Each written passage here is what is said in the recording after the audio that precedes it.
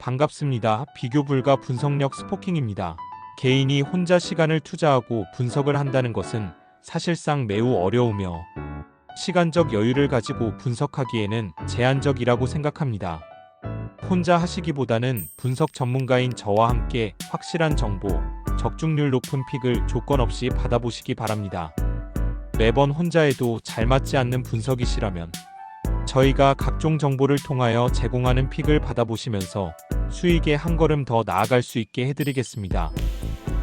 울산은 포메이션 3-4-3이며 에릭은 전방에서 제공권과 연계 플레이에 관여하고 있으나 박스 내 영향력은 제한적이다. 루빅손은 빠른 돌파와 박스 진입을 시도하고 있지만 3백 체계에서 전환 타이밍을 제대로 받지 못하고 있다. 보야니치는 중원에서 탈압박 능력은 우수하지만 3백 구조에서는 빌드업 시의 공격 방향 설정이 어렵다. 김판공 감독은 고집스러울 정도로 3백 전략을 고수하고 있으며 경기 중 스코어가 밀리는 상황에서도 포백 전환을 꺼리고 있다. 그 결과 교체 자원을 통한 공격적 반전이 이뤄지지 못하고 있고 경기의 흐름을 유연하게 바꾸지 못한다는 팬들의 불만이 계속되고 있다. 대전은 포메이션 4-4-2이며 주민규는 최전방에서 제공권뿐만 아니라 연계 마무리에서도 확실한 한방을 보여주고 있다. 에르난데스는 전개 속도와 탈압박에서 유리한 흐름을 만들어내며 이선 침투도 적극적으로 시도하고 있다. 김현욱은 중원에서 템포 조절과 수비 가담을 동시에 해주며 대전의 전체적인 전술 균형을 유지하는 데 큰 기여를 하고 있다. 무엇보다 울산보다 하루 먼저 경기를 소화한 만큼 체력 회복 측면에서 분명한 이점을 안고 있다. 황선홍 감독이 전술적으로 압도적인 지도자는 아니지만 현재 울산의 김판공 감독보다는 흐름 전환에 훨씬 유연한 대응을 보여주고 있다. 울산은 최근 김판공 감독의 3백 고집으로 인해 전술적 유연성이 심각하게 제한되고 있으며 전방에서 마무리로 이어지는 과정에서 결정력보다 구조적인 단조로움이 더 큰 문제로 지적되고 있다. 반면 대전은 주민규-에르난데스를 중심으로 전방에서 역습과 탈압박을 모두 전개할 수 있는 구성이고 하루 더 휴식을 취한 만큼 체력적 여유에서도 울산을 앞서는 상황이다. 그리고 경기 중 유연한 전환을 시도할 수 있는 감독의 리더십도 대전 쪽에 손을 들어줄 수밖에 없다. 제주는 포메이션 4-3-3이며 유리 조나탄은 중앙에서 타깃형 공격수 역할을 수행하고 있지만 여름철 체력 저하로 퍼포먼스가 일정치 않다. 페드링요는 좌측에서 돌파를 시도하지만 더운 날씨 속 템포가 평소보다 떨어지며 위협적인 장면을 만들지 못하고 있다. 이창민은 중원 조율 능력이 뛰어나지만 최근 경기에서 공격 전환 속도가 느려지고 있으며 세컨드볼 장악도 부족한 흐름이다. 김학범 감독은 무더위 속에서도 강한 압박과 전개를 요구하지만 선수들이 날씨에 적응하지 못해 실전에서의 실행력이 떨어지고 있다. 그리고 홈 이점이 있음에도 불구하고 최근 흐름상 공격 흐름이 무뎌지며 답답한 전개가 반복되고 있는 실정이다. 서울은 포메이션 4-3-2이며 클리말라는 폴란드산 스트라이커답게 박스 안결정력은 수준급이지만 아직 팀 전술에 완벽히 녹아들진 못했다.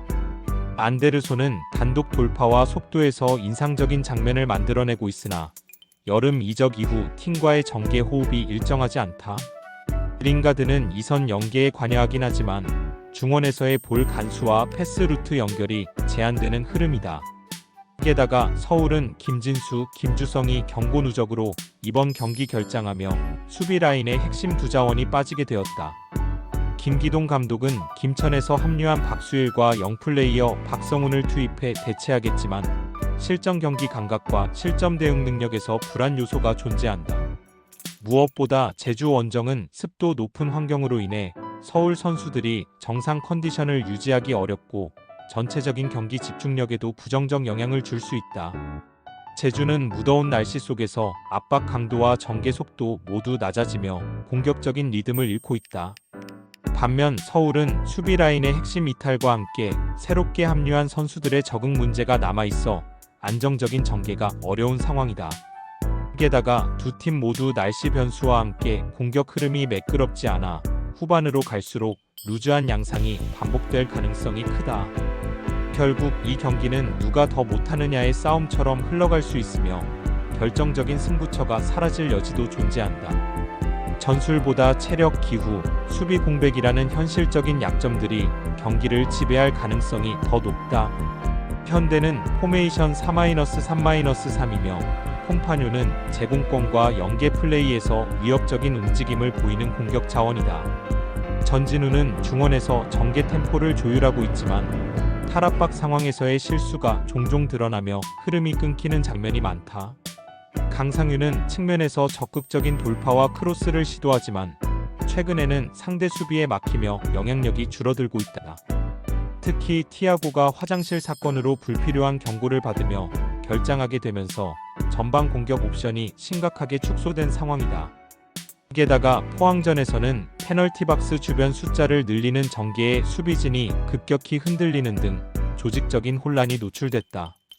강원은 포메이션 4-4-2이며 가브리엘은 박스 안에서의 위치 선정과 연계 능력을 통해 강원의 전개 마무리를 책임지고 있다. 김대원은 빠른 스피드와 탈압박 능력을 바탕으로 박스 근처에서의 돌파 시도의 위협적인 존재다. 서민우는 중원에서 템포 조절과 후방 빌드업 지원을 동시에 수행하며 수비 전환 시 커버 범위도 넓다. 정경우 감독은 시즌 초반 전북 원정에서 극적인 승리를 거둔 경험이 있으며 당시 경기의 전술적 흐름을 철저히 복귀한 인물이다. 그리고 직전 포항전에서 전북이 혼란스러워했던 박스 주변 숫자, 집중 배치 전개를 강원 또한 시도할 가능성이 높다. 전북은 티아고 결장 이후 전방 결정력과 속공 효율이 현저히 떨어질 수밖에 없는 구조다. 게다가 포항전에서 드러난 수비 집중력 붕괴와 대응 지연 문제는 전북의 조직력에 큰 균열이 생겼음을 의미한다.